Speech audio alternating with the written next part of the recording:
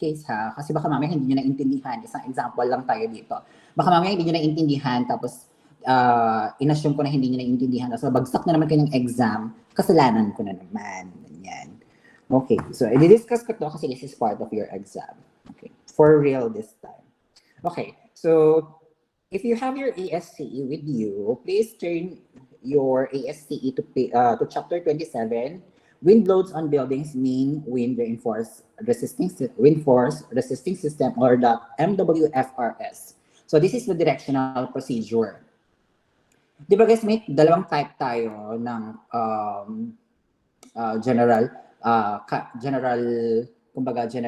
type ng wind loads. First one is the MWFRS, and the second one is, who still remembers the second type? Components and cladding, sir. Oh, sino yun? What's your name?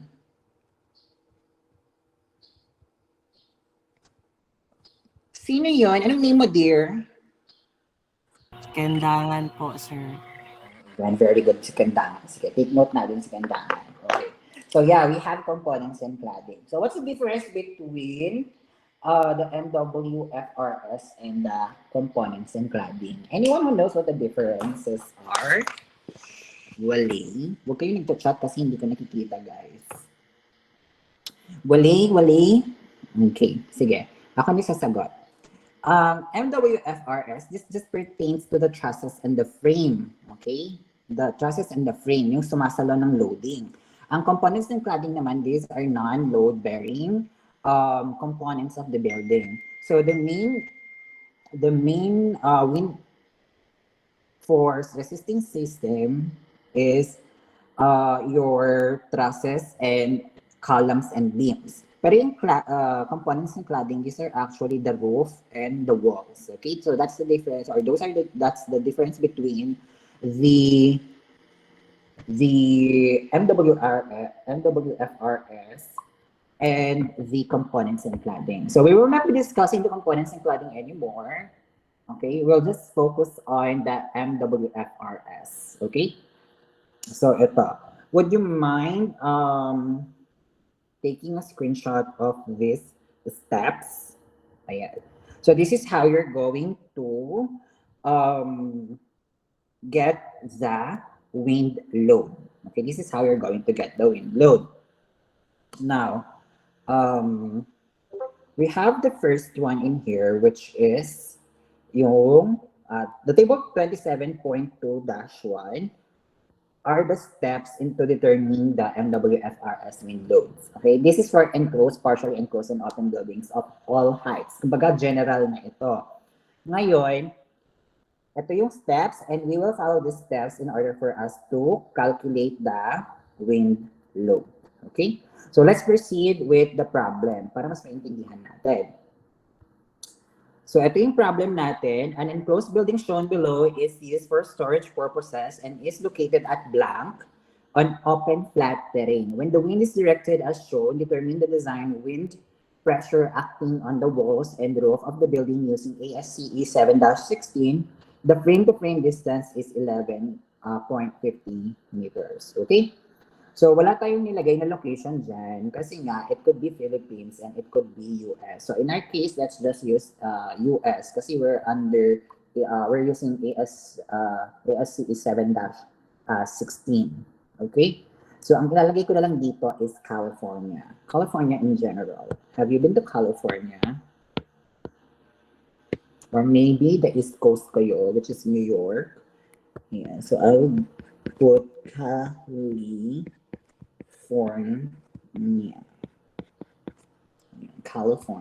So, yan. Gamitin nila natin California. So, any place in California will do. Okay. So, first step. Okay. So, first step is to determine the risk category of a building. Okay. So, sabi dito, see table 1.5-1. Okay. 1.5-1. I-screenshot nyo na nga lang tong table 27.2.1. Ito, para hindi na tayo pabalik-balik dito mamaya. Would you mind taking a screenshot of this, and then later tatanungin ko na lang yung step 2. Okay. Sige na guys, take a screenshot. Okay. If you're done, let us navigate to table 1.5-1 kasi that's the step 1. Determine the risk category of the building. Okay? So, ito yung building natin guys ha. Ito. Ayan. So, ito yung wind direction, yung green dyan. That's the wind direction. This one. And then, dito tatama yung wind. Okay? And then, ito yung roofing natin at 10 degrees. Okay? So, step 1.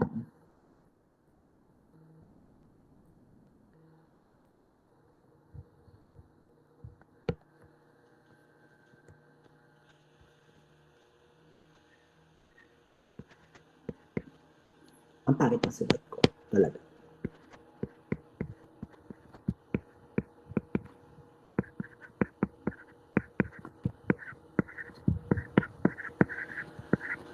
And I hope nababasa niyo naman siya. Okay, risk category. Now let us navigate to table 1.5-1. So, dito sa book, ito yung code. Punta tayo ng table 1.5-1. So, nasa pinaka-una siya. So, this is 1.3, basic requirements. 1.4, general structural integrity. Then we have 1.5. Okay, so classification of buildings and other structures. Tignan natin yan. So, ayan. Hanapin natin yung table 1.5-1, which is somewhere in here. Okay, so that is your table 1.5-1. Ngayon, identify natin yung risk category niya. So, meron tayong risk category 1, which is buildings and other structures that represent low risk to human life in the event of failure. And then we have risk category 2, all buildings and other structures except those listed in risk categories 1, 3, and 4. And then we also have, sino to? Oh my God, wait lang, may pa-accept daw sa Gmail. Who else? Who else?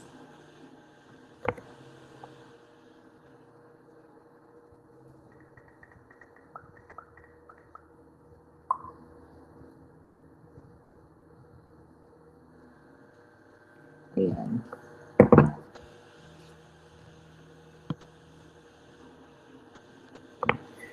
So going back, buildings and category 3 naman tayo, buildings and other structures, the failure of which could pose a substantial risk to human life. And then we have risk category 4, which is buildings and other structures designated as essential facilities. Okay? So the buildings and other structures, the failure of which could pose substantial hazard to the community. And then we have buildings and other structures, including but not limited to facilities that manufacture, process, handle, store, or dispose of such substances as hazardous wastes, or hazardous fuels, hazardous chemicals, or hazardous waste. So saan magpo-fall yung ating building? Okay? 1. Accept ko na ba si Kitang? Kwitang? Wait lang. Yan, pumasok kasi kayo ng maaga para hindi ako pabalik-balik dito. Nakaka-stress. Andito na ba si Kitang? Kwitang? Andito ka na? Yes, sir. Nandito na po, sir. Okay, very good. Ayan. So what's the category of our building? 1, sir. Bakit 1? Bakit 1? 3. Bakit 3? At again na naman tayo. Bakit 1? Biglang nag-3. Bakit 3? Okay. Bakit 1 and bakit 3? Balikan natin yung problem, ha? An enclosed building shown below is used for storage purposes and is located at California.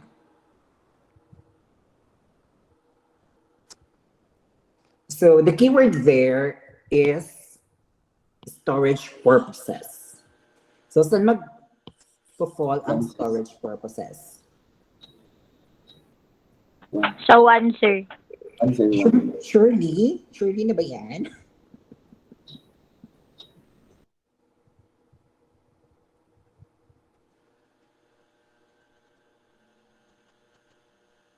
Surely na ba to?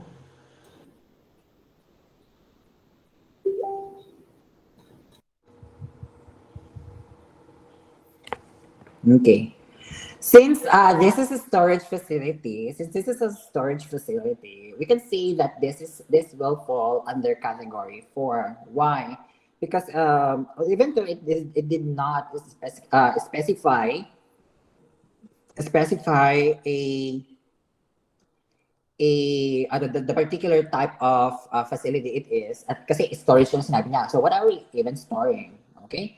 So we can, it's safe to assume that we just actually put it in category 4. Okay? Because including but not limited to kasi yung sa category 4, facilities that manufacture, process, handle, and store, use, or dispose of such substances. Okay, so assume na lang natin na this is a storage facility that is actually storing chemicals. Okay, or it is storing others. Okay, hindi lang kasi siya limited to the storage of hazardous chemicals as stipulated in category 4. But rather, it is stated there na not limited to. Okay? So as long as this is a storage, it is safe to categorize it in 4. Okay? So we're just gonna put the category as 4. Okay? Claro?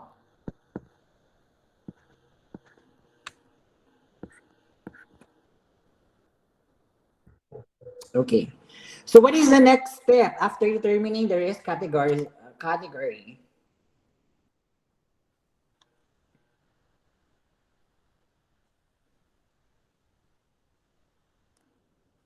What is the next step after determining the category, the risk category? Benitez?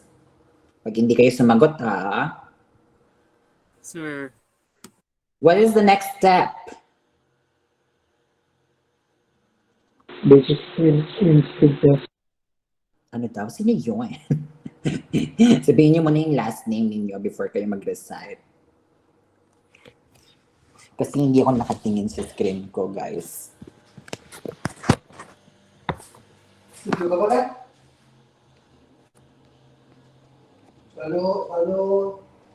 Pwede ko suporta na sa pwede ko. Magkano? Yan, last ko na pay yan. 2,000? Pwede ko na lang. Akala ko 20K.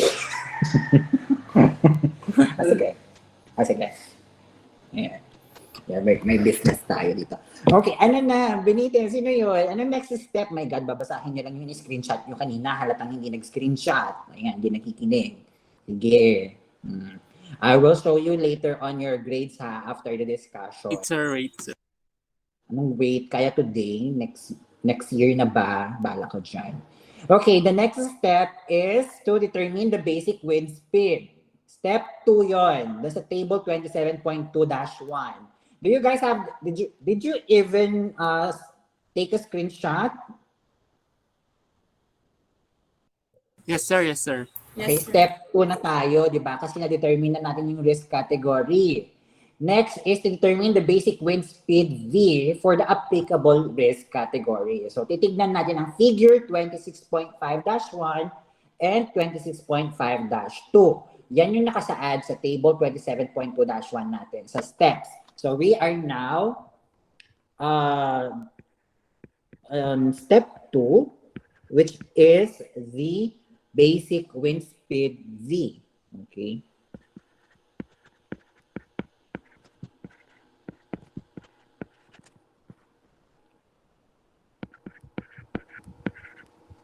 Okay, so that is your V ha. Don't forget, it's the V. So punta tayo ng figures 26.5-1 and 26.5-2. So punta ulit tayo sa code, navigate to 26.5-1. So hanapin natin yung chapter 26. Ayan, mukhang nasa pinakababa pa siya.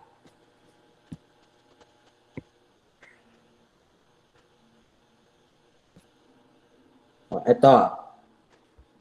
26.5-1. So, dito siya. So, under siya ng wind hazard map. Ayan, ito ha, ito guys. Wind hazard map. Now, let's click on this one. Ito yung 26.5 natin. Pero titingin tayo sa figure 26.5-1. So, ito yon. So, this is the map of US. In the NSCP, ibibigay niya sa inyo yung map ng Pilipinas. Okay? Pero ganito din yung magiging itsura. May contour line. The contour line actually tells you the average or the basic wind speed at that particular area. Now, before kayo, ang daming maps dyan ng US na makikita ninyo, parang copy-paste, pero nag-iba-iba yung contour. Ganito gawin natin. Yung risk category will actually tell you which map to choose. Kasi yung sa bottom niya, figure 26.5-A, sabi dito, basic wind speeds for category 1 buildings. Eh, ano ba yung risk category natin? It's category number 4. So, hanapin natin yung wind map under category number 4. So, ito yung category number 4. Nasaan ba yung California dyan? I think it's somewhere in here. Have you been to California? I think it's somewhere here, right? Dito. West Coast yun eh. Dito ba? Which one? Which one in here? Which one in here? Sige, assume na lang natin ha. Assume na lang natin that it lies between these two contours. Okay, itong dalawang contour na to. So, it's somewhere in here. Okay, I'm not really good in geography. Pero this is for risk category for buildings. So, anong gagamitin natin, guys? Is it the 105 or the 110? So, gagamit 110, tayo sir.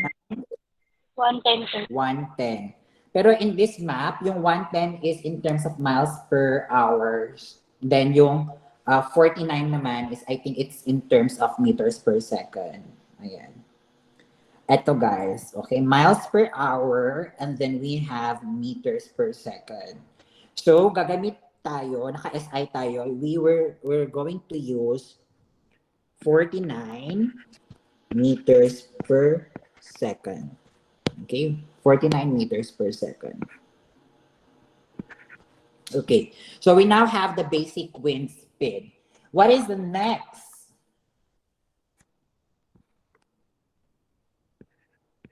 Step 3. Wind load Wind load parameter. parameter, sir. Wind load Okay. parameter, sir. Sige, nag-recite na sila. Okay. Madali lang tong wind load parameters. Ang mahirap is yung mag-navigate kasi mag-change tayo ng page every time. Okay, pero magkakasunod-sunod lang naman itong pages na to. So, we're going to determine the wind load parameters. So, yung first parameter that we're going to determine is the wind directionality factor or the KD. Okay? So, sulat ko na lang dito, KD. Okay, so this is now your wind directionality factor. So, how do we get the wind directionality factor? Sabi dito, see section 26.6 and table 26.6-1. So, mag-navigate tayo ulit dito sa code. Hanapin natin yung 26.6. Okay? As you can see, after ng wind hazard map will be the wind directionality which is 26.6. Ayan, click natin doon. So, tingin daw tayo sa 26.6-1. Ito siya. Okay. So, yan yun. Now, saan dito yung gagamitin natin directionality factor KD? Okay. So, punta tayo doon sa structure type. We're gonna use buildings. Pero ano ba yung building natin? Is it MWFRS or components and cladding?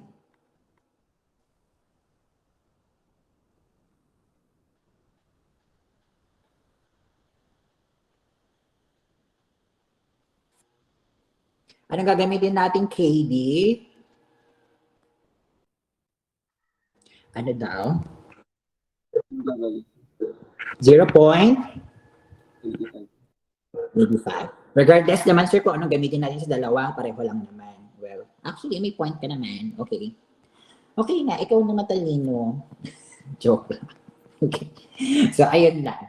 We're finished with wind directionality factor, KD. What's next? We need to get the exposure category. Okay, sabi doon, exposure category, see section 26.7.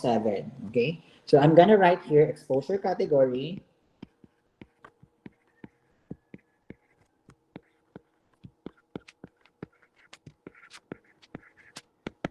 Okay, navigate to section 26.7. Okay, so after ng with directionality, guys, it's the exposure category agad, section 26.7, no? Ayan. So, nasa baba lang niya pala. Okay. Ayan. Okay. So, 26.7. So, ito na yung exposure. So, how do we determine the exposure category? First is, the exposure category depends on the surface roughness. Paano ba natin mag-determine ang surface roughness? Basahin natin itong 26.7.2. Sabi dito, surface roughness B is for urban and suburban areas, wooded areas, or other terrain with numerous closely spaced obstructions that have the size of single-family dwellings or larger. So, yun yung surface roughness B mo. How about surface roughness C? Open terrain with scattered obstructions that have heights generally less than 30 feet or 9.1 meters. This category includes flat, open country, and grasslands. Then, surface roughness D, ito yung flat, unobstructed areas, which is given lang in offshore construction. When we say offshore, the construction is on the sea, mga ganyan. So, nasa ocean yung construction, mga ganon. Typical for oil drilling na facility, mga ganon. So, ano yung magiging surface roughness category natin, guys? Okay? Basahin natin ulit yung problem. Sabi dito, an enclosed building shown below is used for storage purposes and is located at California on open flat terrain. So, ano magiging exposure category natin? Surface roughness category rather. C, sir. C, sir, C. Ayan, very good. Very good kayo, ha? Surface roughness. Pagpasensyahan nyo na yung sulat ko. Ang pangit. C. Surface roughness C. Okay, after getting the surface roughness, let's now proceed with the exposure categories. Okay? So, navigate lang kayo doon sa second column. Nandito na yung exposure categories. So, this is 26.7.3. Hanapin natin yung exposure natin. Now, as I mentioned before, the surface roughness dictates which exposure category it is. So, kung surface roughness B ka, you will fall under exposure category B. If surface roughness C ka naman, magpo-fall ka sa exposure category C. So, ang surface roughness natin is C. So, ang exposure category natin is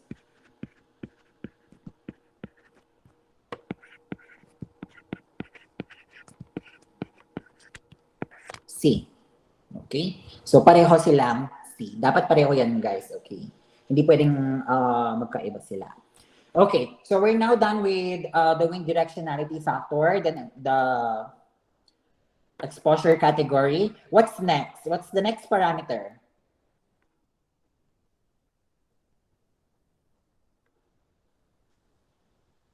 What's the next parameter after ng exposure? Topographic. Topographic factor. T, sir. Okay. So, we have a topographic factor, KZT.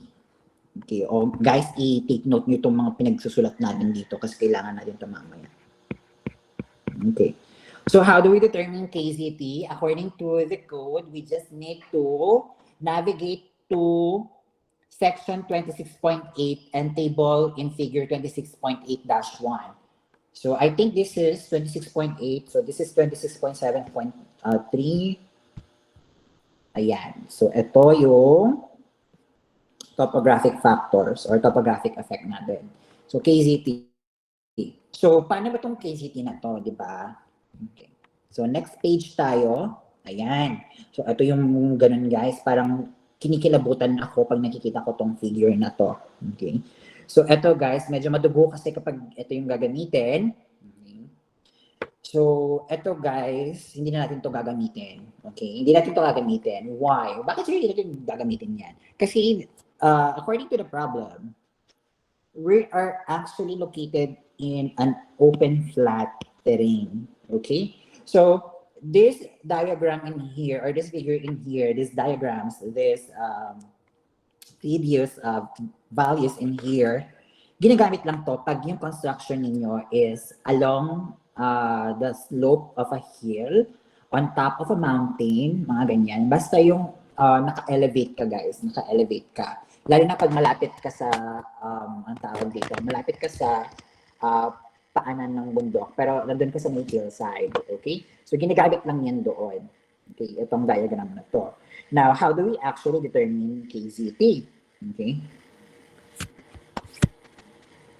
If you're going to proceed to the next page, okay, section 26.8.2, the topographic factor, meron siyang formula. Okay, KZT is equal to 1 plus K1, K2, and K3 squared. But this is just used for construction on hills, mga ganyan, and mountains. So, anong gagamitin natin KZT? So, sabi sa baba, if site conditions and locations of buildings and other structures do not meet all the conditions specified in section 26.8.1, then KZT is equal to 1. Okay? Kasi nga, hindi naman tayo elevated, but rather we are just located in an open flat terrain. So yung mga itong figure na to, this is again for hillside, mga ganon, or nakapatong siya sa bundok, mga ganyan. Okay? So your KZT now is equal to 1.0. Okay? So what's next after the topographic factor? We have the ground elevation factor, which is 26.9. Okay? So ito na yung 26.9 guys, sa baba ng 26.8.2. Sabi dito, the ground elevation factor to adjust for air density KE shall be determined in accordance with table 26.9-1. It is permitted to take KE equals 1 for all elevations. So, huwag na tayong masyadong magbida-bida pa at mag-compute. Okay? Kasi yung table 26.9-1, ito siya guys. Ay, joke. Hindi pala. Ito. Okay. Ito siya. Since we are not really elevated, we can just use KE as equal to 1.0. Okay? Hindi ko gawa-gawa to ha. Sinabi to ng code. Ayan. Okay. So, kung gusto mo mag-compute ng with elevation, ayan. Pero I think this is, kumbaga, almost close to 1 lang din kasi. Parang siguro, tingnan mo yung yung KE factor niya. As, habang tumataas yung elevation, bumababa yung ground elevation factor. Okay? So, if gusto mo talagang mag-compute, well, ito, gawin mo na to. Okay, basta given sa inyo yung ground elevation above sea level, ha? Okay. So, dapat given yan. Since hindi naman siya given sa problem, and we are not really elevated, you can just use KE as 1. Okay. After getting the KE, we next thing that we're going to get is the gust effect factor, which is stipulated in section 26.11. So, I think dito siya. Next page. Ito, gust effect factor. So sabi dito, 26.11.1, the gust effect factor for a rigid building or other structure is permitted to be taken as 0.85. Okay? So your gust effect factor, G or GF, lagyan na lang natin G, is equal to 0.85 per section 26.11.1. Okay? Are we clear? So far, nakaka-follow pa naman kayo?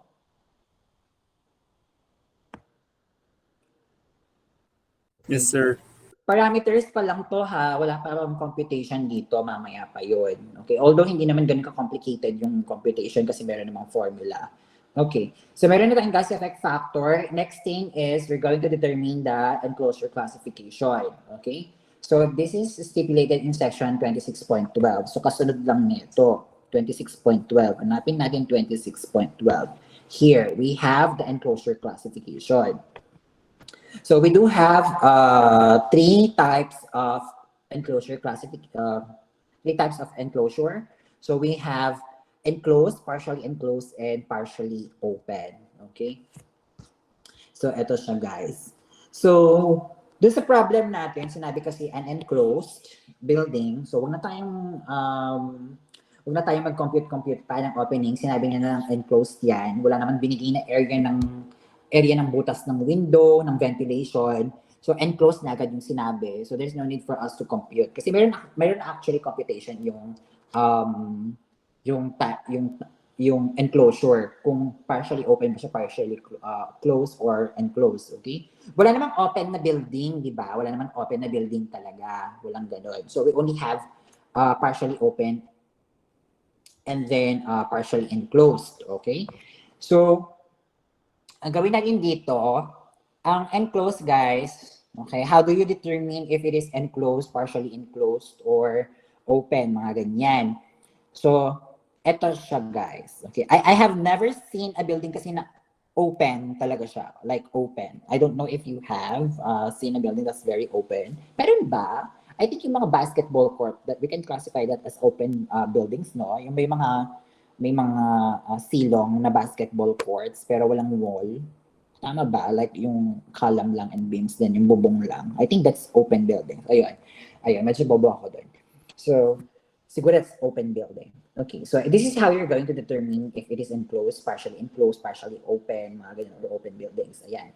So, this is the criteria. So, yung area of opening is less than the smaller of 0.01 area gross or 4 square feet or 0.37 meters. And AOI and AGI is less than or equal to 0.2. Ano ba yung AOI and AGI na yan?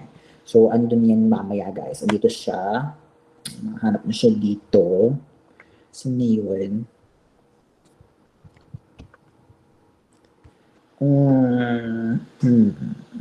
Where is the AOI? Can mo dito?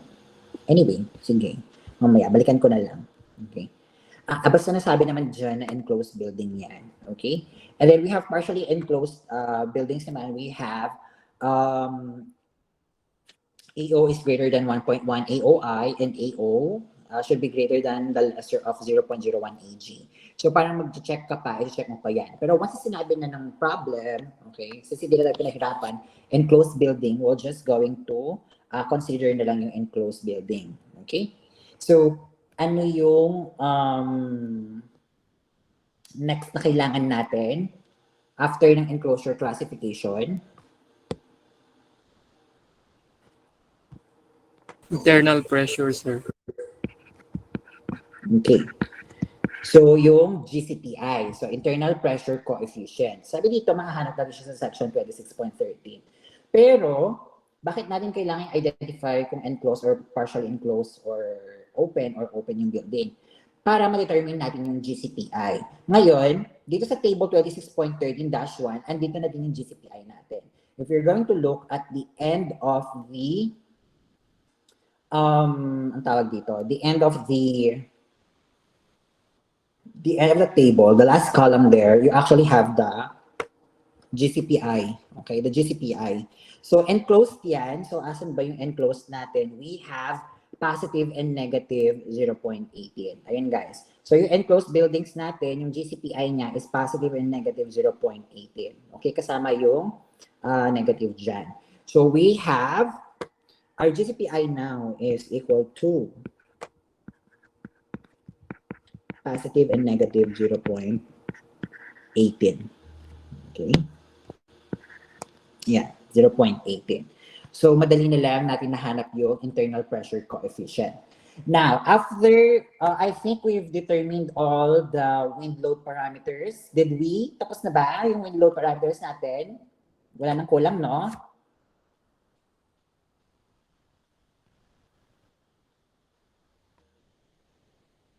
Wala nang kulang? Sige. Let's proceed with the next step. What is the next step?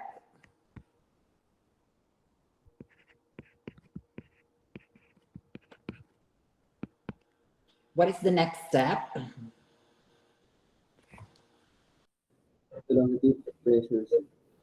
Okay, so we need to determine the velocity, pressure exposure coefficient, KZ or KH. Okay.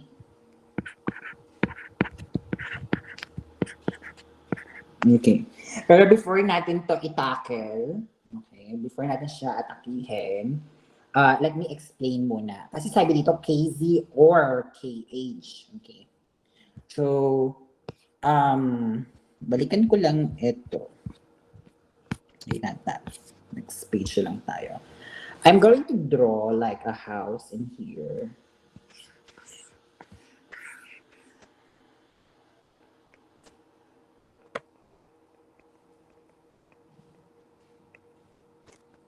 Ayan. Siguro ganyan na siya. Huwag nyo na lang i-judge yung drawing ko. Ayan. Okay.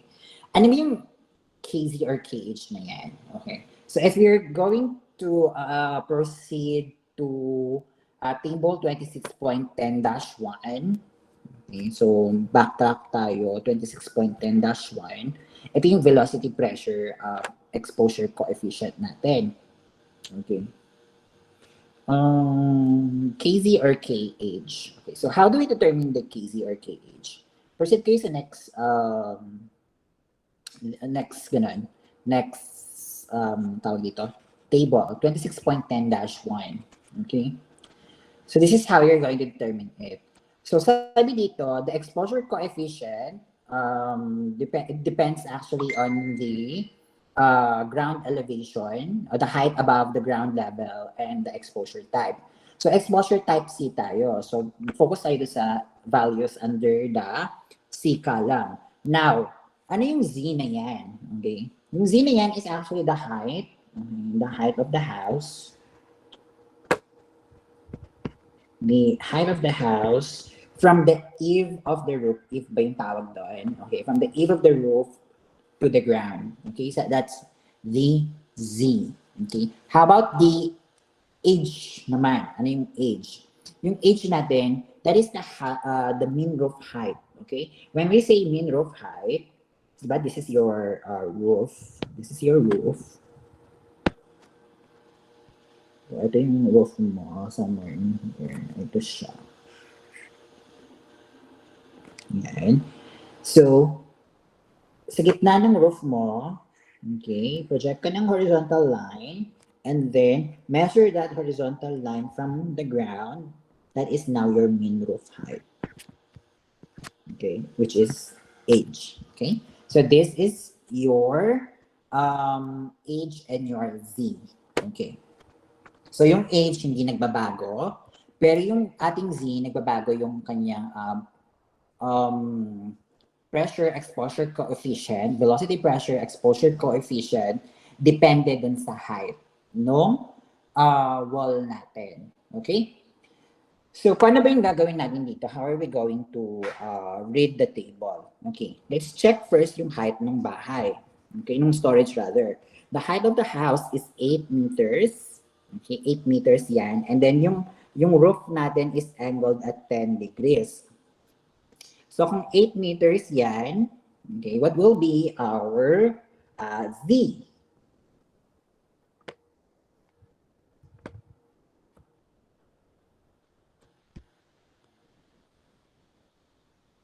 What will be our Z? Is it 8 meters? Yes, okay. Yes. Yes daw. Mali, hindi yun 8 meters, guys. Okay. Kasi yung Z na yan, actually, if you're going to use the table, the Z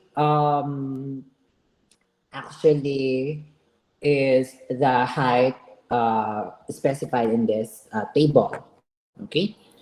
So kung 8 yan, we're going to divide the house. Okay? So yung first row natin is 0 to 4.6. Ibig sabihin, from this portion, siguro dito yung 4.6, no? Ay, hindi. Mukhang abot ng kalahati. Ayan. Nagpas pa ng kalahati, rather. Okay, dagdagan na lang natin. Siguro mga nandito, this is 4.6. And then we have 6.1. Siguro yung 6.1 is somewhere somewhere here. Ayan. So kung 6.1 pero 4.6 to, this is actually equal to 1.5. Okay. Next is 7.6. So baka nandito na siya. Baka nandito na yung 7.6 na to. Yan. And then, yung pinakadulo na, yan. Maging sure kung ano yan. So, 7.6 minus 6.1. This is 1.5 as well. Tama ba? 1.5 din ito. Tapos, 8 minus 7.6. This is 0.4. Okay, so those are your z values. Okay? Sa age, hindi yan nagbabago. Pero how do we get age? Okay. So, kanina sa figure natin, would you mind to get age, guys? Would you mind to get age? So, this is 8 plus... Okay. So, your age now is equal to... this is 10 degrees. Tapos, this is 23. Okay, let's get the height. Let's get that. So, that is 8 plus 3.922. 23 tangent of 10. No? Tama? Over 2. Okay, so what's now our age then? 10, sir. 10.055. 055. Okay, let's just use 3 decimal places na lang. Pero later on ha, in your exam again, huwag kayong magra-round off ng values. Use the whole value. Ayan. So ayan na yung magiging values that are, those are our age and our z. Now, how do we determine the exposure coefficient? Pressure exposure coefficient. Sabi dito sa table, ayan, pwede kayong mag-interpolate, guys, pero I don't really recommend doing that anymore kasi hindi naman nagkakalayo yung mga values, okay? So, 0.85, 0.90, 0.94, hindi naman, it's just a matter of 0.0 something yung difference nila. Kasi pwede mong gamitin tong formula na to para mag-interpolate, okay? Pero I don't really recommend it na. Diretso na lang kayo sa table. So, what will be, how are we going to get the KZ? So, kung KZ yan, lahat ng KZ will depend here. Okay, dito sa height na yan. And then, yung KH mo will depend on this one. Okay. So, yung KH mo will depend on the age. And then yung KZ mo will depend on this 4. Okay, so you have 4 there. Okay. So, let us now identify your Z value, the respective KZ of the Z values. Okay. So, ito siya. Nagay ko na ng red. Yes po, may tanong. Sir, 10.0277. Sino ba kung sabi ng 10.055? 10.0277. 277. Ayan. This is in meters, ha? Ayan. I really love this color. Okay. Although medyo malabo. Nakikita niyo ba yung color? Diba yan si sir? Napaka-ganda naman. Napaka-Barbie naman ng colors. Okay. I'll pass then. Okay. Going back, tomorrow pala wala tayong class because I have, wala naman tayong class on Thursday, pero wala kami tomorrow kasi may recollection kami.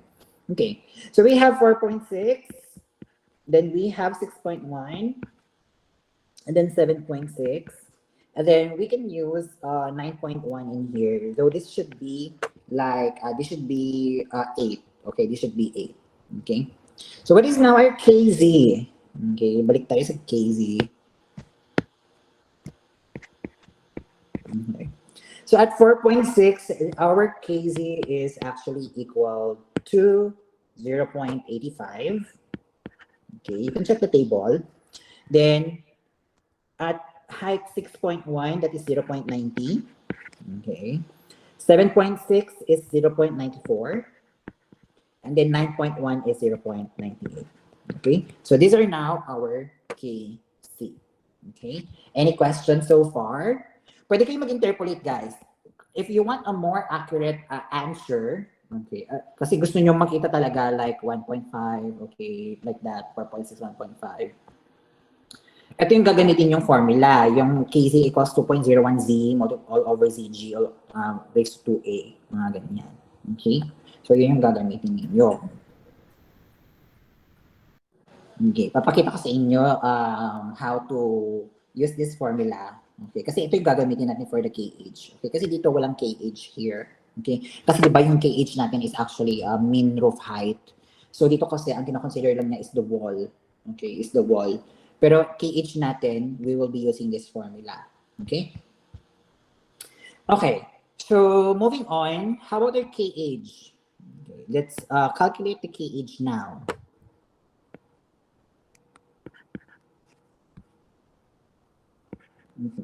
So, yung KH nyo is equal to, although this is KZ, pwede nyo palitan yung formula. Okay, pwede nyo palitan yung formula.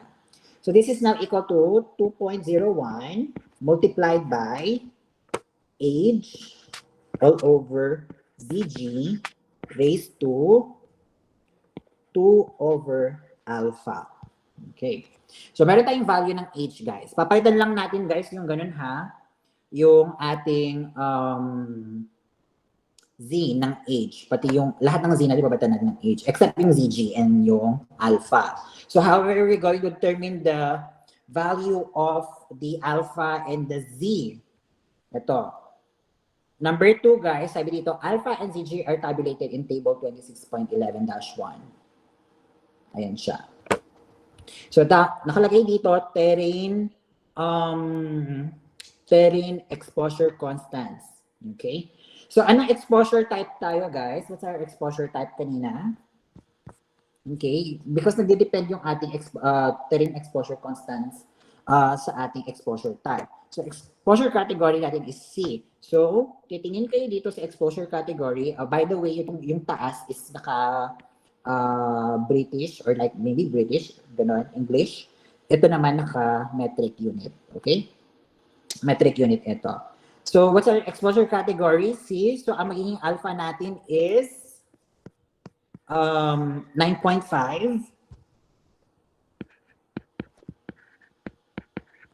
And then, ang ZG naman natin in terms of meters per second is equal to 274.32. Okay? So, meron na tayong alpha and ZG. However, let's calculate now the KH. So that is 2.01 multiplied by age natin is 10.0277. Ang dami naman ng 7 mo. 10.0. Sure na ba to? 10.0277. Yes, sir. 028 na lang ilagay natin. Ayan. Pastel color. Ayan.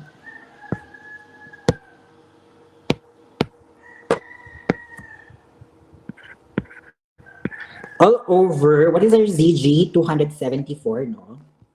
274.32 raised to 2 all over 9.5.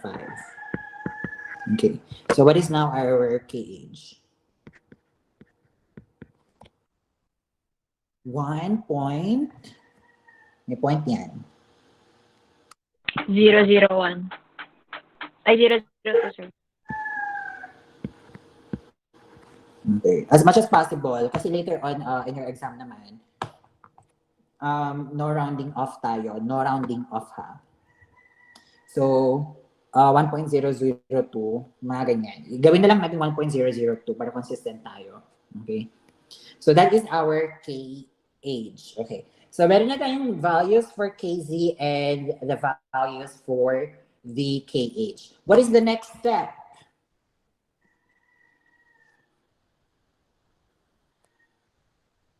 Okay, I will copy this one na ha.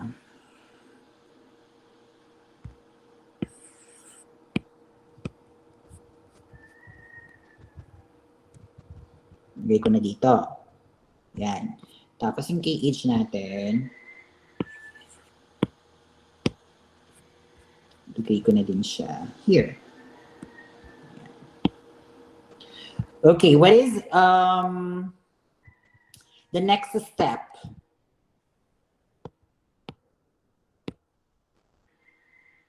Is it step 5 already? Oh my God, matatapos na natin, guys. QZ or QH? Okay.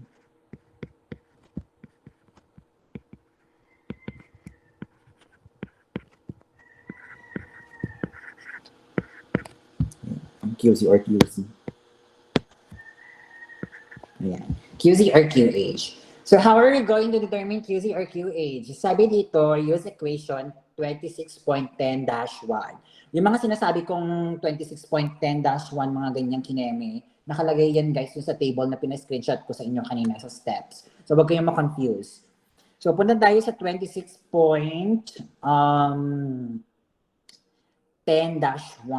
So this is 26.11. Backtrack tayo. Ito guys. So ayan. Okay. So this is your velocity pressure QZ evaluated at height Z above the ground shall be calculated by the following equation. Okay? So meron tayo dito QZ. So yung first equation that is in miles per hour. So yung second equation yung gagamitin natin. So that is equal to 0.613 kZT, mga ganyan. That is in terms of meters per second. Okay? So I'm gonna write the formula in here. I'll use green this time. Very colorful naman yung natin. Okay. QZ is now equal to 0.613 KZ, KZT, KB, ang daming K. Okay. And then KE, and then V squared. And this is in terms of Newton per squared. Okay. So how many QZs do we have? We have 1, 2, 3, 4. 4 QZs and 1 QH. Bakit marami tayong QZ? Kasi magkakaiba yung value ng KZ natin. Okay? Depende kasi yun sa height. Now, let's try to calculate your QZ1. Okay? So for your QZ1, 0.613. Okay, what is our KZ1? That's 0.85 multiplied by 0.85 multiplied by, what is our KZT? Balik tayo dito. 1, and then yung KE natin 1. Okay. 1, and then what is our KD ulit? What is our KD? 0.85. Ito yung mga variables natin, guys. Ito yung nakuha natin kanina. And then KE is 1 as well. What is our V? That is 49 meters per second, no? Okay. So what is now the value of your QZ1? Yan siya. In your calculator, if you're using a scientific calculator, ang nagbabago lang kasi dito yung KZ. So you might input this in your calculator as X, then calc na lang kayo. Calc. Do you know that? I don't know if you know that. Okay. So calc na lang. Okay. So what's the value of our QZ number 1? 1063.38. 0.38, sir. Ganyan? 385. 38.5. Okay. So this is in terms of Newton per m squared, and that is Pascal. Okay, Pascal. Okay. Convert na natin siya into kilopascal kasi ang laki. Okay.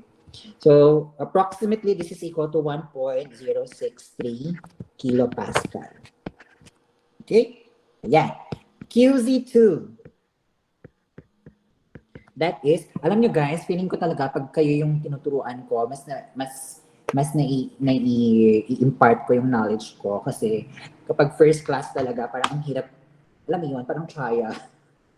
Ito lang ha, nafe-feel ko lang. Mas maayos ako pagturo sa inyo compared dun sa first class na laging nauunang class kasi binibuild up ko pa yung confidence ko kapag sa kanila. Okay, anyway, good. Advertisement lang. Okay, what about your QZ2? Ang babaguhin nyo lang dyan is yung inyo 0.85. Papalitan nyo siya ng 0.90.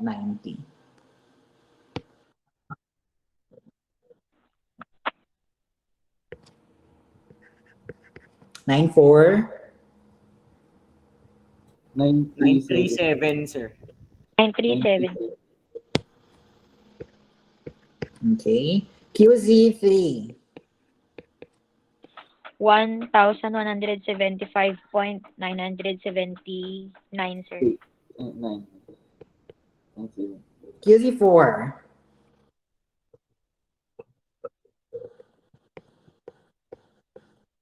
Okay, so we have this is in Pascal, so convert na lang natin siya into kilopascal. So this 1.126 kilopascal. And then we have 1.176 kilopascal. And then we have 1.226 kilopascal. Okay, so yeah. So kompleto na tayo ng QZ1, QZ2, QZ3. How about your QH? Okay. So yung QH natin, ang papalitan natin is yung KZ ng KH. I think that's how we're going to do it. I think. Okay. 0.613 multiplied by, what is our KH again? That's 1.002. Okay. Multiplied by 1 multiplied by 0.85. And then multiplied by 1 times 49 squared. Okay, what's the value for your QH? 1253.543. 54? 3. 3 Pascal, or this is approximately equal to 1.254 kilopascal. Ayan. So, you see the trend, no? You see the trend. Okay, pataas ng pataas yung velocity pressure coefficient natin, as you can see. So, yung QH natin mas mataas dapat sa ating QZ4. Why? Because this is at 10 meters, okay, approximately 10 meters. Ito naman at 8 meters lang. Okay, 8 meters. Okay, that's now our QZ and QH. Okay. Any questions so far? Nasa step kan pa lang tayo, step 5. Wala na bang questions? Clarifications?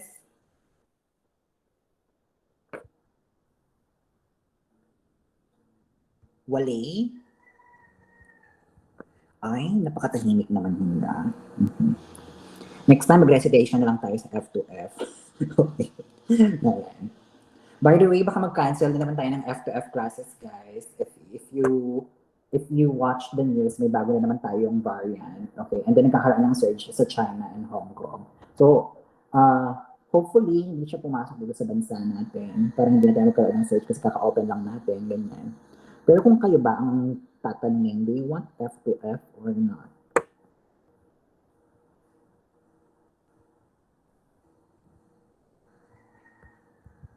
Ay, Sir, si Ben Kang daw sa ka-F2F na.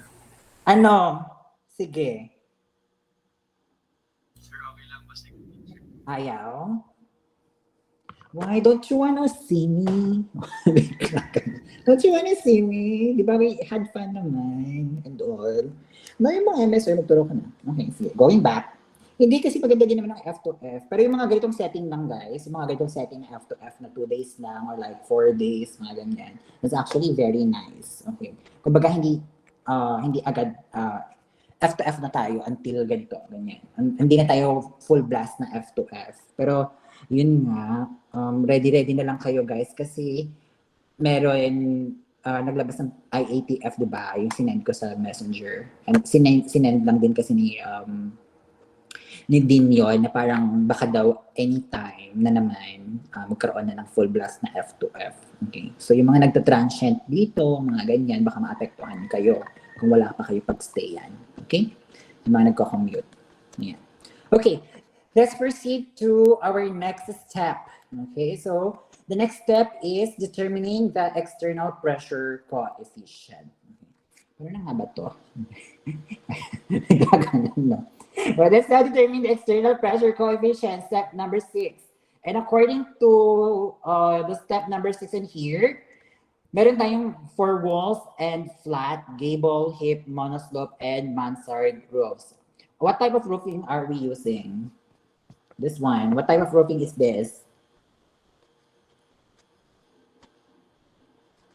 Is it art? Gable. Ano?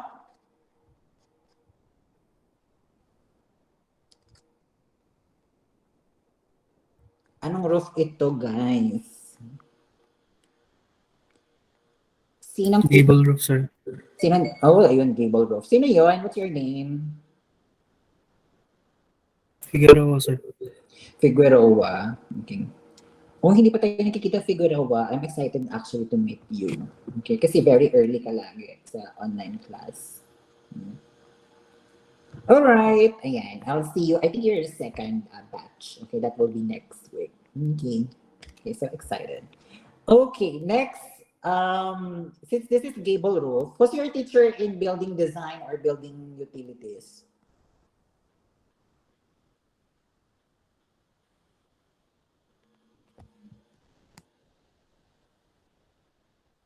Sino teacher ninyo doon? Sir Santos, siya ba? Yes, sir.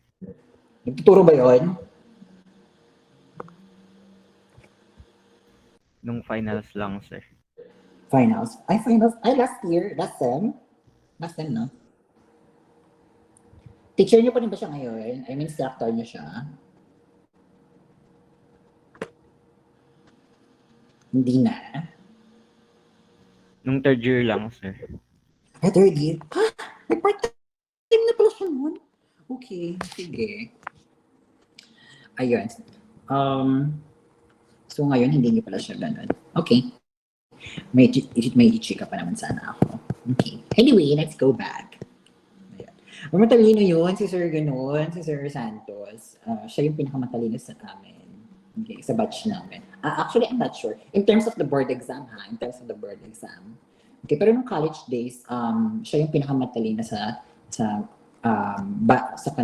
class namin. Kasi set 1 ako lagi.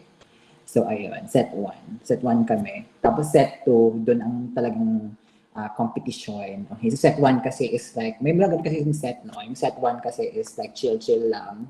Ganyan. Tapos, nung batch namin to, pero yung set 2 na batch namin, just ko competition talaga doon, okay? Like, nagpapataasan sila ng grades. Okay, I hope hindi naman kayo ganon.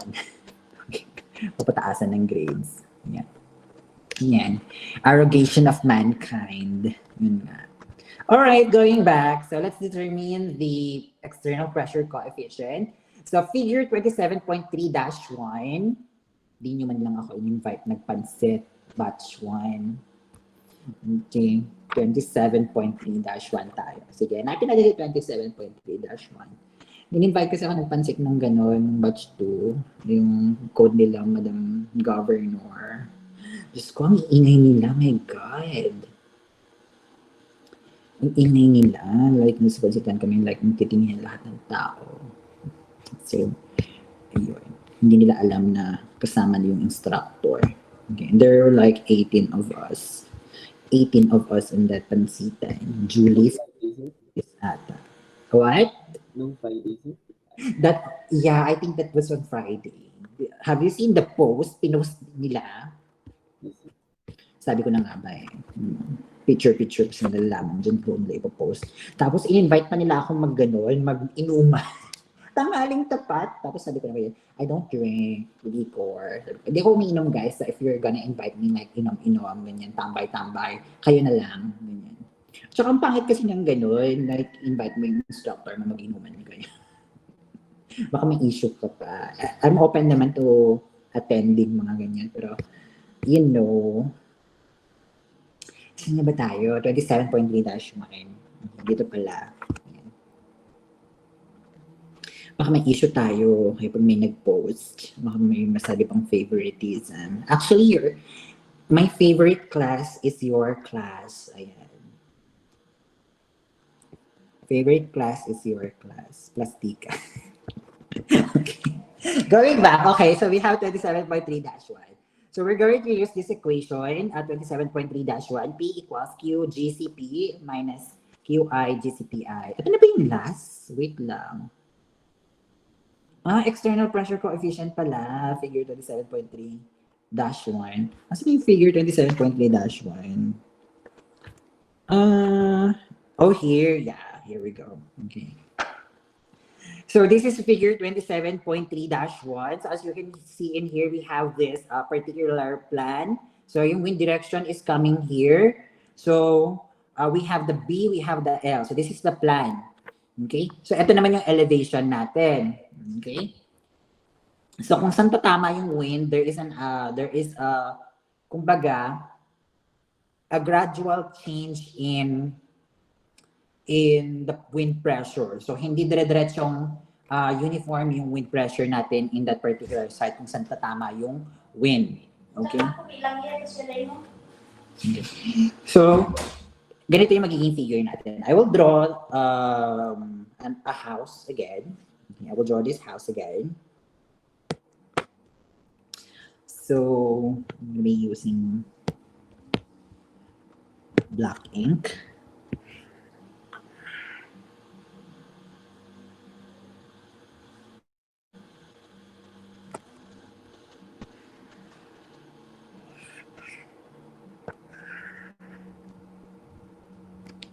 Ayan. So, mukha naman siyang house. Ayan. So, saan ba yung direction ng wind natin? If we're gonna go back to the figure, ito yung direction ng wind. So, dito tatama yung wind sa part na to. And this side is what we call the windward side. Now, the side opposite the windward side in here, so opposite niya, which is yon, yung hindi directly tinamaan ng wind is actually the leeward side. Okay? So, do you still remember yung mga ganyang side na yan? Okay? So this is now the leeward side in here. Yung hindi direktang tinamaan ng wind. So this is your windward and this right here is your leeward. Okay? And then yung sides naman adjacent to the windward and the leeward side, we call that the side walls. Okay? So those are the distinction between the leeward side, the windward side, and the side walls. So that also applies to the roof. Only that wala tayong side walls sa roofing. Okay, wala tayong side walls sa roofing. So dito tatama yung wind since the direction of the wind comes here. Okay, is from here siya. So this is the windward side of the roof and this is the leeward side of the roof. Intende? Clear?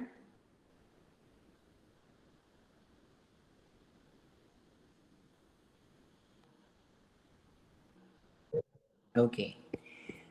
So going back, okay, dito sa ating figure, i-transfer ko dito yung elevation. Okay. So yung wind natin is coming in here in this side.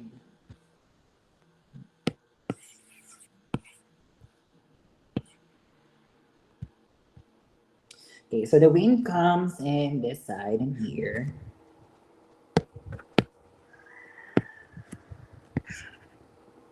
Dito siya pupunta. So this is your wind.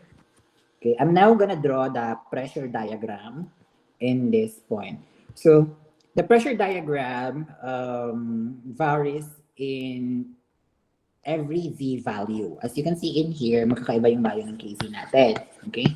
So pataas siya ng pataas. So ang gawin natin, yung KZ natin sa baba is 0.85. So, it's safe to assume na ganito yung magiging pressure diagram mo.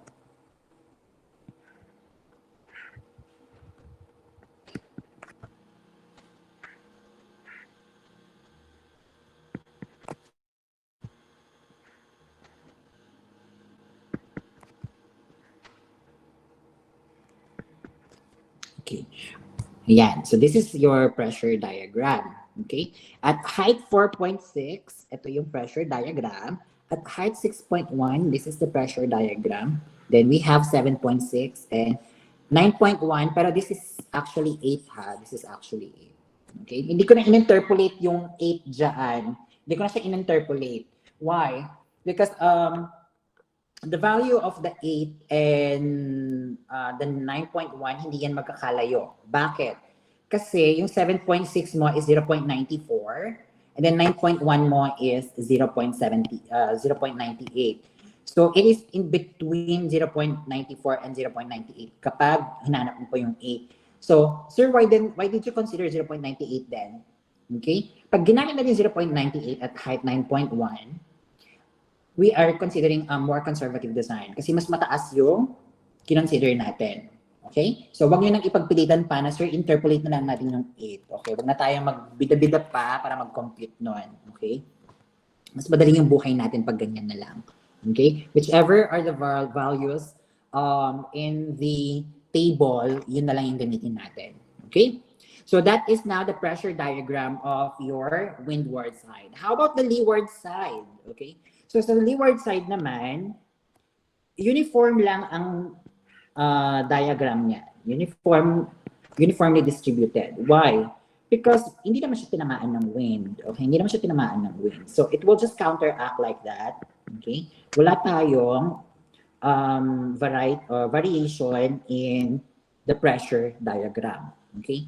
How about, sir, sa ganon, sa roof? Okay? Sa roof natin, okay, I'm gonna consider maybe forces, okay, in the roof na ganito, palayo, maybe. Kita nyo mamaya. Kita nyo yan mamaya. Okay. Palayo siya. Ayan.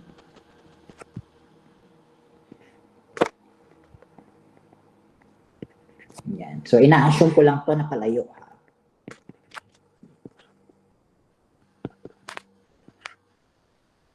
Ayan. So, ganyan yung pressure diagram natin. Now, makinig kayo. Hindi lang sa labas ng bahay or ng frame nagkakaroon ng pressure. There is also an internal pressure. Okay, bakit, sir, may internal pressure? Kasi, ang bahay, guys, parang balon yan. Okay, may hangin yan sa loob. Okay, so there is internal pressure counteracting the pressure outside.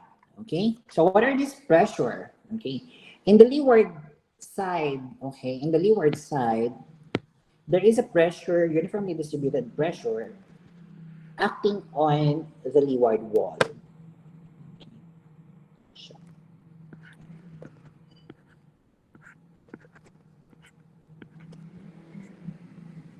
The windward wall pala rather. And then in the leeward side naman, meron din tayo nagka-counteract dyan. Okay? Ayan. Parang balloon, guys. Try mong i-press yung balloon. Diba? The balloon will exert an opposing force trying to get back to its original shape. So parang ganun yung bahay, guys. Okay? Yung internal pressure will counteract against the forces, the external pressure of the wind. Okay? So ganyan yan. Now, this particular pressure in here, okay, tinatawag natin yung burst. Okay? And this pressure in here, tinatawag natin itong suction. Tama ba? How do you spell suction? How do you spell suction, guys? Sorry. Walang case. Walang? Walang K, sir. Tama yan, sir. Tama po yan. Sorry. Sakto na yung nilagay. Sir, tama yun, sir. Sorry, suck. Ganyan. Okay. You suck. Okay. Suction, ganito. Ganyan. Tama ba? Ayan, sorry, nabuwang ako doon. Ayan, mayos kasi. Napag-ganan ka, nabubuang ka na. Okay. Ayan, so we have burst and suction. Tama na yung suction ko? Ikaw daw yun, sir. Recorded pala to. Hala, baka mamaya pag tinanong ako ni Sir Vega, asan yung recording mo, panonoorin niya yun eh. Ayan. Anyway, tama na to. Suction, ganyan. Yes, sir. Okay. Ayan. Okay, so going back, ano ba yan? Okay, behave. Ayan. So we have burst and suction. So those are the forces, okay, countering those external pressures that we have. Now we can compute now for the CP or the CN. How do we go? How do we compute for the CP and CN? Okay, it is important first we know B and L. What is B and L? So as you can see in here, yung notation, B is the horizontal dimension of the building in meters measured normal to wind direction. So that is your B. How about the L? It is actually horizontal dimension of building in feet measured parallel to the wind direction naman. Okay? So if this is your wind direction coming here from the left, this is considered as your L. Now, perpendicular to this, ayan, perpendicular to that, this is your B. Okay? This is your B. So in here, okay, this is your B and this is your L. Okay, so take note of that, okay? Now, going back, at yung wall pressure coefficients natin, CP or CN. So how are we going to determine this?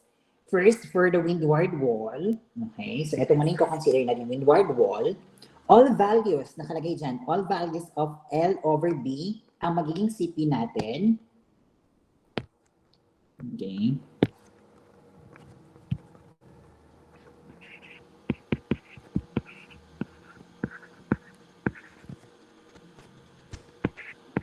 CP natin is equal to 0.8. Okay, 0.8. Next, leeward wall naman. So we have 0 to 1, we have 2, and then greater than or equal to 4. So let's check muna kung saan siya mag-fall dyan kasi we have 3 values for the CP. Now, lagay natin, leeward. Ano yun? May question ba? May question? Wala naman. Okay. Okay, L over B. So what is our L? That is in here. Balik tayo here. So kanina sabi ko, this is our L. Okay, and this is our B. So our B is equal to 46. How about yung L ninyo? That is 23 plus 23. So that is equal as well to 46. Okay, so the ratio of your B over L or your L over B is now equal to 1. Okay? So, ano magiging CP din natin? What's our CP? From the table, yung wall pressure coefficient CP. Negative 0.5. Negative 0.5. Okay, very good. Next, how about the side wall? Okay, doon sa side wall, wala naman na nakalagay dyan na condition. Sabi doon, lahat ng values for the side wall, we're just going to use negative 0.7.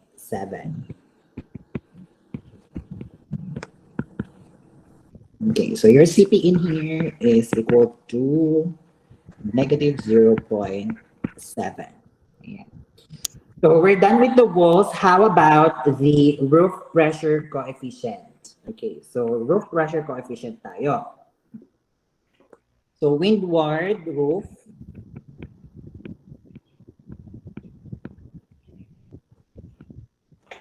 Then we have leeward din. Okay, wala tayong side wall dyan. Okay.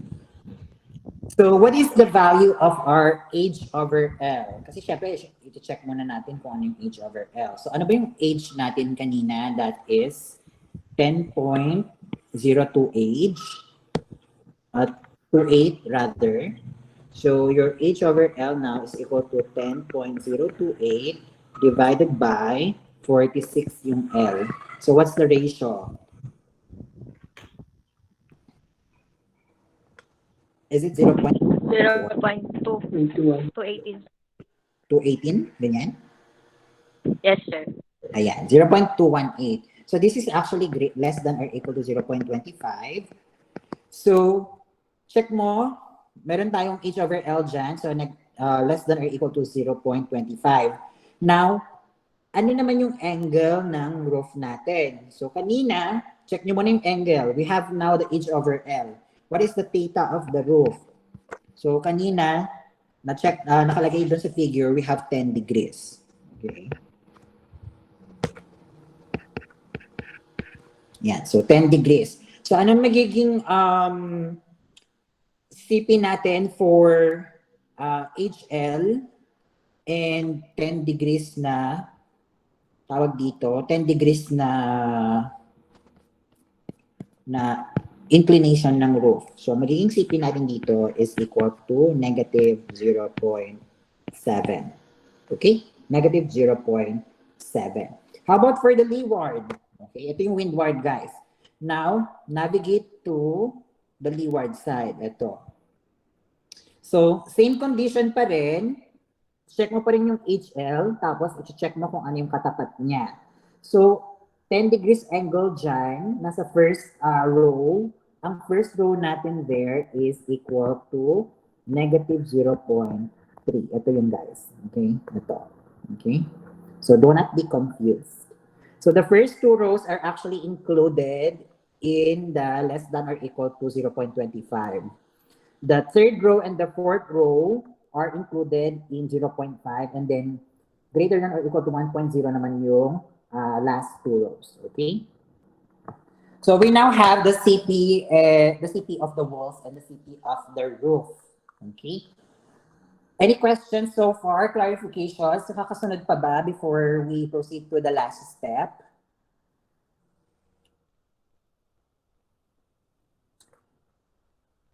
Silence means yes. Yes. Am I hearing a yes? Nakakasunod pa ba kayo? Yes, sir. Yes, sir. Ayan, plastikan na naman tayo. Joke lang. Ayan, so if kung nakakasunod pa naman kayo, kung nahiya kayo magtanong right now, you can just telegram me naman later on. Okay? And we have a recording of this naman to be uploaded by Aaron ba yun? Si Aaron ba yun? Si Aaron later on. Sa YouTube niya ata na-upload ito. May YouTube pa ako. Okay. So, ayan guys. Panoorin niyo lang doon para marami siyang viewers. Okay? Okay, so meron na tayong for the wall and the roof. Okay, so after that, let's proceed now to the last step. Okay, the last step. Okay, so the last step is to calculate wind pressure P on each building surface. Okay, so equation 27.3-1 for rigid and flexible buildings, then 27.3-2 naman for open buildings. So punta tayo sa 27.3-1 for rigid and flexible buildings lang tayo kasi hindi naman open yung building natin. Okay, so we're just gonna consider rigid and flexible. 27.3-1, asa na ba yun? Ito. So ito na pala. Okay, so this is our last procedure, okay, in determining the wind loads. Okay, this is in terms of kilopascal later on. Okay. So, meron tayong formula. Okay, so, the formula is, I'm gonna use green again. Very colorful na talaga yung buhay natin. Okay. P is equal to Q G multiplied by CP minus QI multiplied by the GCPI. Ayan. So, that is our formula. Now, again, I would want to emphasize na yung Q and QI natin depends on which side tayo consider. Okay, kung which side tayo nagko-consider. Sabi dito sa ating PDF, yung Q mo will be equal to QZ kapag windward wall yung ine-evaluate mo. Okay? If leeward walls and side walls and roofs ang ine-evaluate mo, yung Q mo magiging QH. Okay? It is the other way around. Okay? In the case of QI. So yung QI mo magiging QH siya kapag ang ine-evaluate mo is yung windward walls, yung side walls, leeward walls, and roofs. Okay? So, hindi nagbabago yung QI mo. Kailan lang siya magbabago? Yung QI mo magiging QZ kung partially enclosed yung inyong building. Okay? Partially enclosed. So, mahaba-haba yung definition niyan. Ayan, o. Tapos, yung height mo is defined as the level of the highest opening in the building that could affect positive internal pressure. Okay? So, later on, pag nag-design kayo ng building, huwag na kayong gumawa ng partial enclosed kasi medyo mabigo yung computation. Okay? So, ganito lang din naman yung magiging exam niya later on. Enclosed siya. Okay? So, let us now compute for the pressure. Okay, the wind pressure, the design wind pressure. Okay, so let us consider first. Let us consider first yung ating wall. Okay, yung ating wall. Okay. Mamaya na i-last na natin yung mga roof na yan. Okay. So here's our how are we going to compute that? Okay. So considering yung wall. Okay. Birth condition muna tayo.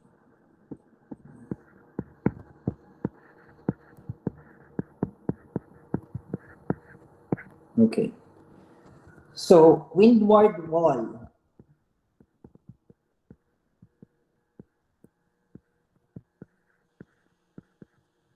Windward wall. So, yung Z natin kanina, we have, balik tayo. Ito, 4.6. Would you mind taking note of this? Tapos dictate mo na lang siya sa akin. Itong 4.5, 6.1, and 7.6 na yan. Okay, 4.6, 6.1.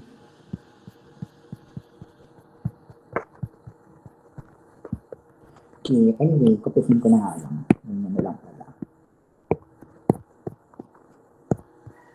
So, anyway.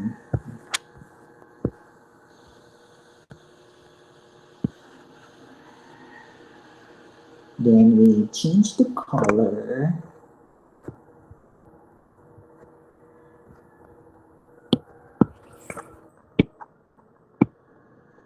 Green. So those are our Z values. Okay. And then ito yung magiging P natin. Okay. Using the formula. So let's start with Z equals 4.6. Kapag ulit natin yung ganun yan, lang. Kapihin na din natin to guys para hindi na tayo mag-ganon.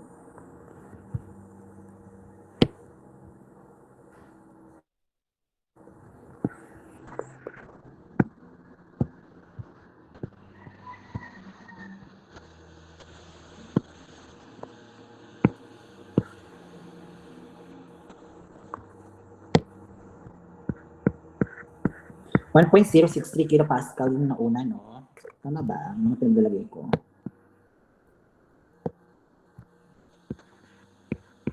So, dito na lang yung mga P. Okay. So, what is our formula? We have P equals QG multiplied Q multiplied by G multiplied by CP. So, ito, gagamitin natin QZ. So, this is 1.063 multiplied by, what is our G? Is it 0.85? Balik tayo dito. G now is 0.85. Okay, yung gas factor natin is 0.85. Ayan. Multiplied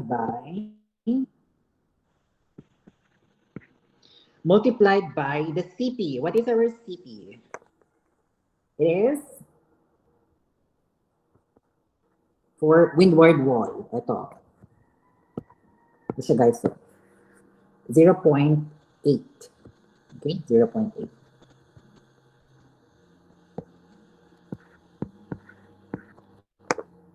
So that is QZ multiplied by G multiplied by CP minus, what is our QI. The QI will be equal to QH. So, ano yung QH natin kanina? That is 1.254. Ito siya. 1.254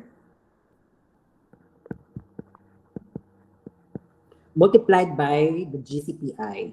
Okay, ano yung GCPI natin dito? It is positive, ito guys, positive 0.18. Okay, so yung mga variables na nandiyan sa formula, yun na yung mga nakuha natin. So, nina-navigate ko lang. Although, hindi kasi siya magkasya. So, pagpasensyahan nyo na kung makakalito. Okay. Positive 0.18. Okay.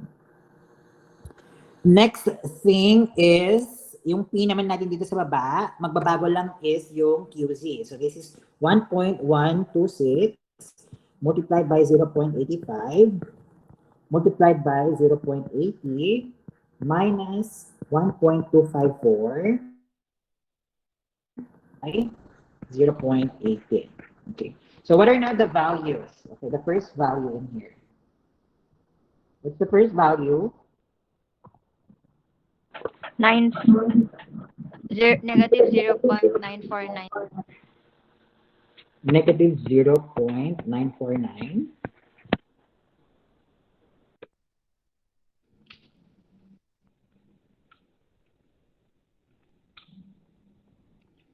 Bakit sa akin 0. Ganon? 0.497. 0.497, sir. 497 pala sir. Mali na yun po. Okay. Kasi kung negative yan, ibig sabihin mali yung pressure diagram natin. Nag-negative siya, so ibig sabihin pa ganun yung pressure. Okay, pero nandito yung wind. So, parang ano yun, paranormal activity. Okay. Paranormal activity. So, it's 0.497 kilopascal. Okay. How about the second condition, the QZ? 1.126. Palitan nyo lang yung una, guys. 0.5.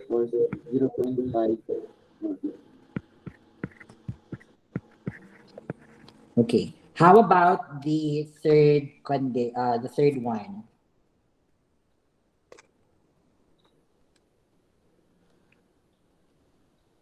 0.574, sir.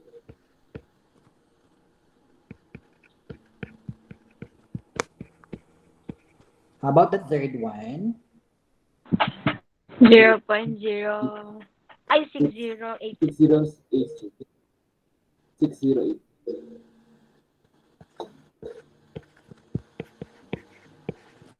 Ayan. So we now have your P. Okay, your P for the windward side. Okay, burst condition niya na, burst condition.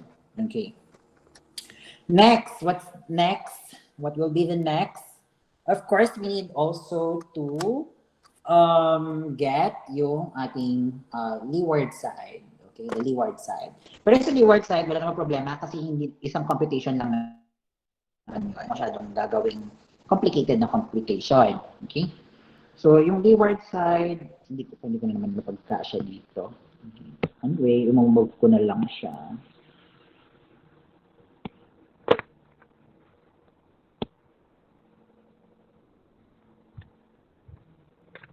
Dito ko na lang ilagay yung leeward side.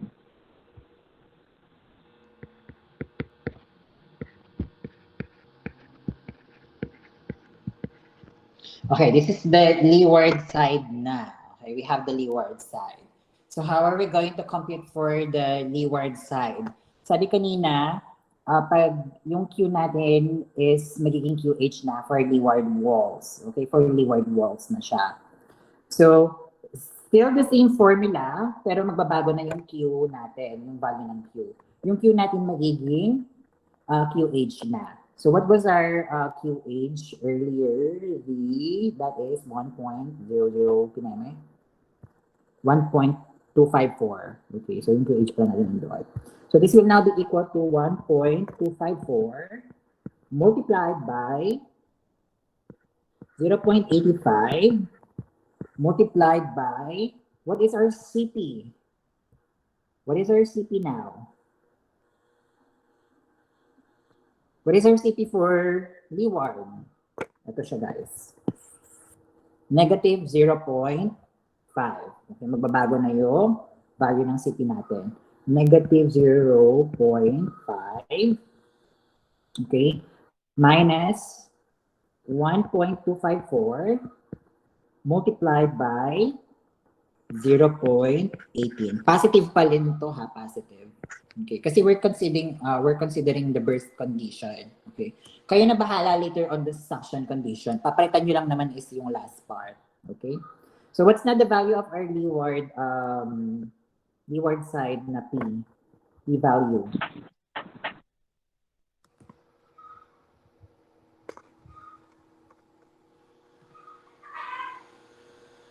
Negative 0.759, sir. Negative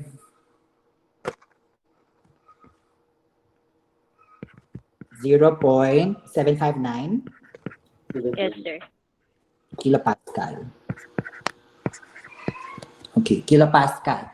So, ibig sabihin, it acts away from the wall. Tingnan natin yung pressure diagram. Bam. Okay?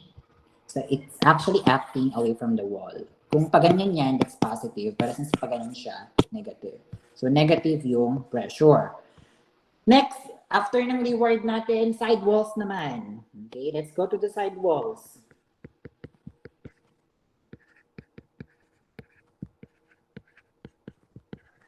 So how are we going to compute for the side walls? Well, our side walls is just equal to 1.254 multiplied by 0.85 multiplied by negative 0.7. Our CP is negative 0.7 for the wall, side wall. O, yun guys, here. Negative 0.7. Baka magtaka kasi kayo kung saan ko kinukuha yung mga value ng CP. Yan yung kakukuha lang natin kanina.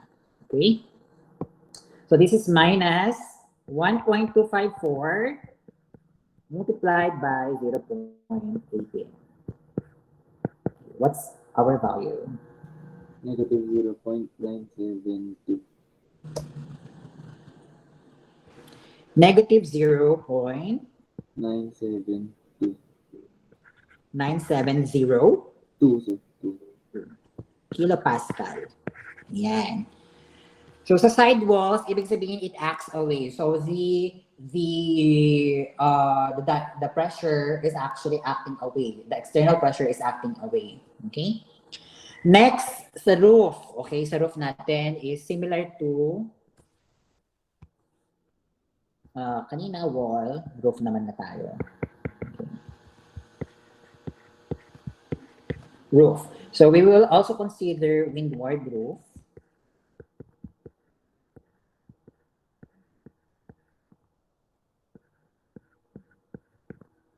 Okay. So how are we going to calculate this one? Well, similar to the formula, P now is equal to 1.254. 1.254 multiplied by 0.85. What is our CP for the windward roof? Ayan, negative 0.7. Okay, tapos negative 0.3 yung CP later on for ganun. Negative 0.7 minus 1.254 multiplied by 0.18. 0.18 lang gagamitin natin kasi this is burst condition ha, positive. Okay? And then, what's not the value for this one? Bibigyan ko yun ng copy ng PDF file ng solution. Pero ganito nga lang siya guys ha. Nakasulat siya with my sulat doktor na pen craft. Pagpasensyahan nyo na. I hope maintindihan nyo.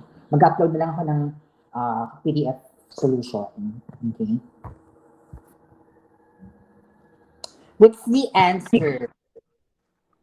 Negative 0.972, sir. Yeah, negative 0.972. So, dapat pareho lang sila nung isa. Oh, see? Pareho lang sila ng side walls. Okay? So, this is KPA. Okay. Next, leeward tayo. Leeward roof.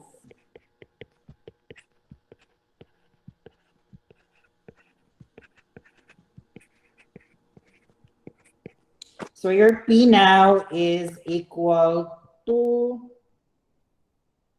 1.254. Okay, multiplied by 0.85, multiplied by negative 0.3, yung CP niya kanina, and then minus 1.254 times 0.18. Okay, so what's now the value? Negative 0.545, sir. 0.545. Negative, sir. Negative. Ayan. So this is for the burst condition pa lang ha. Burst condition lang to. Okay, burst condition yan. And then ito din, burst condition.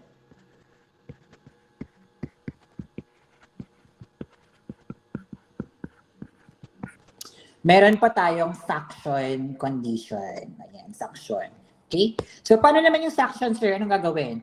Well, ang gagawin nila kapag suction condition, instead of using a positive 0.18, you're gonna use negative 0.18 na. Okay? Yun yung GCPI natin. Kasi the GCPI is positive and negative 0.18. Now, you're going to use the suction condition naman, okay, for the, ang tawag dito, we're going to use the negative 0.18 na. Okay? Negative 0.18. Papalitan mo lahat ng mga yan. Okay? Ng negative 0.18. Okay? So that is how you're going to compute for the wind load. Kung gusto mo tong gusto mo tong gawing concentrated load, how are you going to do it? How are you going to get the concentrated load? So ito na guys yung mga loading ha. Ito na yung mga loading natin. Ayan. Ito na yung mga wind loads natin. Okay? Now, if you're going to transform this into a concentrated load, i-multiply mo lang siya ng spacing ng frame. Okay? Kasi yung frame natin is actually, sabi doon kanina, it is spaced 11.15 meters. Okay? 11.50. So, if your frame is here, okay, and the other one is here, yung spacing nila is 11.50. So, how are we going to transform it? Di ba, ang kinukuha natin is the tributary area. Okay? So, that is center to center, no? Ito. Gawin ko na nga lang. Slot ko na nga lang. You know naman how to get the tributary area, right? You know ba? No?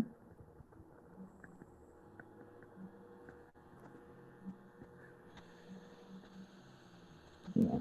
So, if this is the frame, okay, tributary area niyan is yung half nung area na to.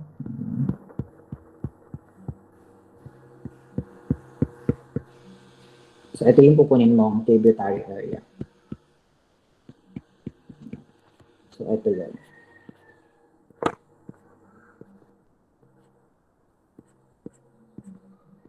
Yung pupunin mong area. Yan. Yan. Yan yung guys. Okay. Pero, di ba, ang spacing mo kasi, ito, spacing mo, 11.50.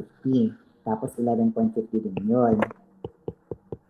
Okay. So, kung mo yung kalahati nito, malamang, itong part na to is 11.50 din. Kasi kinakyasan mo yung 11.50 na dalawa ng half niya. So, that's 11.50 as well. So, that is how you're going to get the tributary area. So, you can multiply that to the wind force and that will give you now the concentrated load. Okay. So, kung minultiply mo siya ng tributary area, yung load mo will be in the center, will be located or will be acting on the center of this particular area.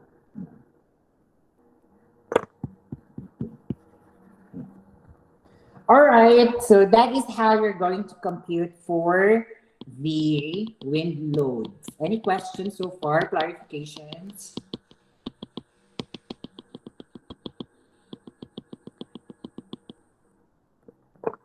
Before I show your grade, so you would know if you did well ba, or do you need to ganon, kumbaga, Do good ngayong midterms. Any questions, clarifications? Wala? Wala talaga? Okay. So, very good. Naintindihan niyo naman siguro. If hindi niyo naintindihan, telegram me and maghanda na lang kayo ng 500 pesos pambayad niyo sa biglang ganda. Okay. You can just telegram me and then I'll just tutor you. Okay, quote unquote tutor. Yeah. Okay, so I will end the discussion of the wind loads there. So that